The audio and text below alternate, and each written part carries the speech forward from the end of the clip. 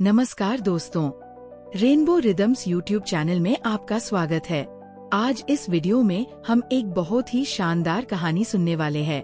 इस कहानी का नाम है हाथी जिसने उड़ने का सपना देखा।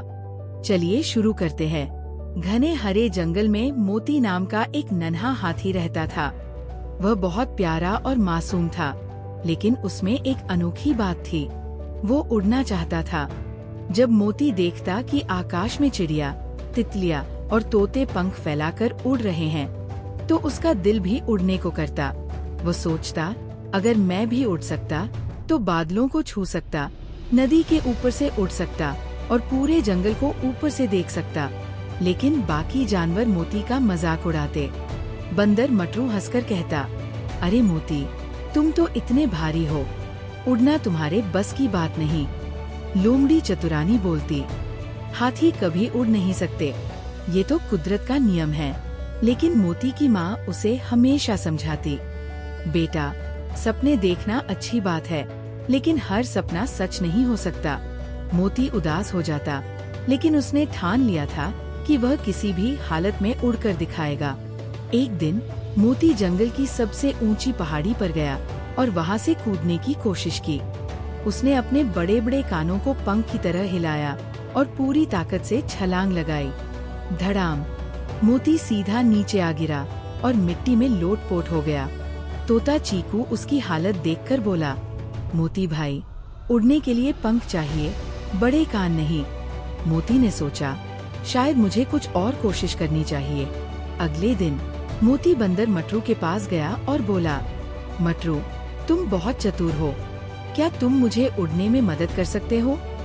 मटरू ने अपनी पूंछ खुजलाते हुए कहा, क्यों नहीं, तुम्हें बहुत सारे गुब्बारे बांधने होंगे। मोती को ये आइडिया पसंद आया। जंगल के खरगोशों ने बहुत सारे रंग बिरंगे गुब्बारे लाए और मोती के शरीर पर बांध दिए। जैसे ही सब गुब्बारे हवा में भरे गए, मोती धीरे धीरे ऊपर उठने लगा। अरे वाह, मैं सच में उड़ रहा हूँ, मोती खुशी से चिल्लाया। लेकिन तभी एक तेज हवा का झोंका आया और गुब्बारे फटने लगे। धड़ाम, मोती फिर से जमीन पर गिर पड़ा। इस बार तो वो और भी दुखी हो गया। अब मोती को समझ नहीं आ रहा था कि वह क्या करे। वह बुद्धिमान उल्लू बाबा के पास गया और उनसे पूछा, उल्लू बाबा, क्या मैं कभी उड़ पाऊंगा? उल्लू बाबा हंसे और बोले, मोती, उड़ने का मतलब सिर्फ आसमान में जाना नहीं होता। असली उड़ान वो होती है जो तुम्हारे मन और सपनों में होती है। मोती उलझन में पड़ गया। मतलब? उल्लू बाबा मुस्कुराए और समझाया, तुम बड़े हो, ताकतवर हो और तुम्हारी जगह जमीन पर है, लेकिन इसका मतलब ये नहीं कि तुम अपने सपने पूरे नहीं कर सकते। बस सही तरीका ढूंढना होगा। उल्लू बाबा की बातों से मोती को एक नया आइडिया आया। वह नदी किनारे गया, जहाँ एक बड़ा लकड़ी का लट्ठा तैर रहा था। उसने उस लट्ठे पर चढ़कर देखा। वो बहुत हल्का महसूस कर रहा था। अगर मैं पानी पर तैर सकता हूँ, तो क्या ये मेरी उड़ान जैसी नहीं है? उसने कोशिश की और धीरे धीरे पानी पर लहरों के साथ तैरने लगा। अब वो हवा में तो नहीं, लेकिन पानी में उड़ रहा था। जंगल के जानवरों की सीख। जब बाकी जानवरों ने मोती को पानी में मजे से तैरते हुए देखा, तो सब चौंक गए। बंदर मटरू ने कहा, अरे वाह, मोती ने उड़ान का नया तरीका ढूंढ लिया। तोता चीकू बोला, इसका मतलब है कि हर किसी की अपनी अपनी उड़ान होती है।